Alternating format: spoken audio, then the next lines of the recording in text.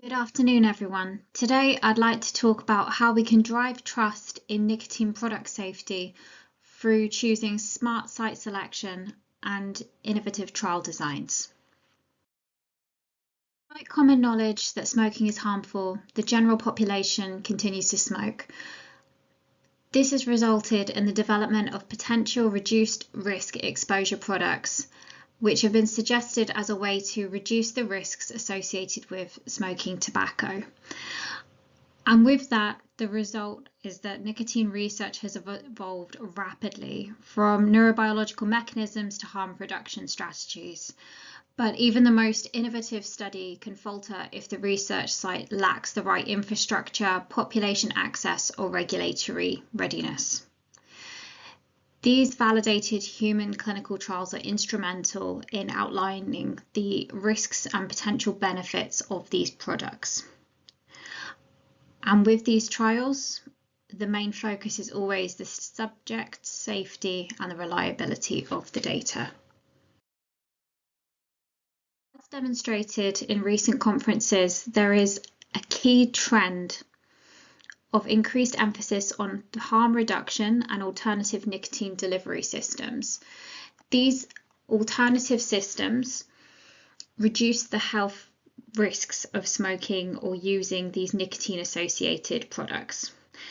And these can come in all sorts of formats, including chewing gums and cigarettes, pouches, or electronic smoking devices. However, in order to bring these to market, they need to be tested via clinical trials to determine their efficacy and safety. As you can see on the right-hand side, we have a graph showing traditional cigarette smoking in Poland versus alternative reduced risk products. And combined, you can see actually at this point in time that the majority of the population are actually switching to these reduced risk products. But in order to bring these reduced risk products to market, you need to, of course, first test them. But how do you choose the right research centre for your tobacco-related studies? With this, you need to stick to the key pillars to ensure that you partner with someone with expertise, processes, and a department that you can trust. With this, you should ask what kind of experience does the research centre have? Do they have experience with nicotine pharmacology, behavioural studies, or neuroimaging? Are there established protocols for handling nicotine and related compounds? How do they ensure quality and compliance?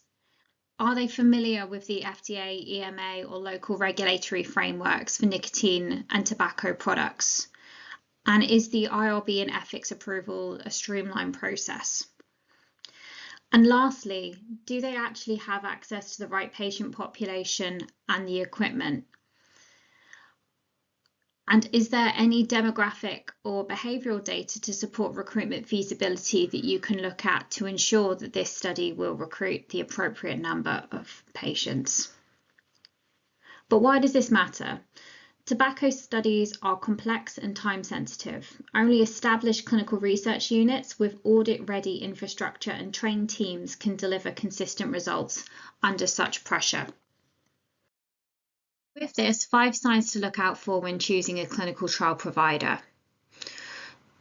They need to show you that they've got proven experience across the years. Can you afford a risk to go cheaper with a less experienced SMO? Do they have therapeutic expertise that align with your study goals? Because without the experience in sensitive therapeutic areas, they will be unable to rise to the challenges that happen during the study. Number 3, are they recognised for excellence, not just participation? Are they trusted within the research community itself, and are they good collaborators? 4, audit-tested infrastructure and proactive quality systems. You need to ensure that compliance is embedded, not just improvised, and that mock trials are run on a regular basis to see the flow of patients. And lastly, number 5, do they have proven access to diverse, well-characterised patient populations? Always ask for the real recruitment metrics, the screen failure rates and population insights.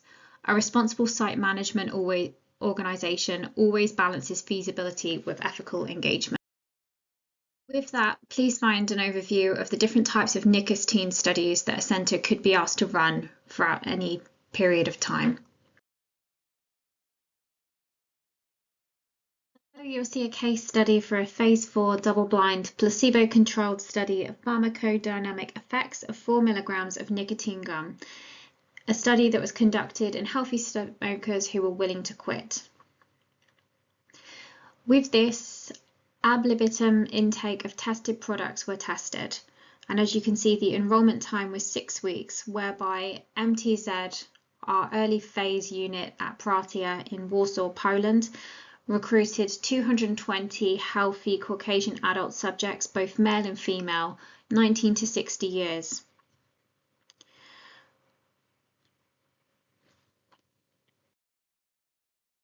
We have a case study for a 1-week controlled randomized open label single center confinement study to compare levels of biomarker exposure in smokers of SMAR cigarettes versus smokers smoking their own cigarette brand.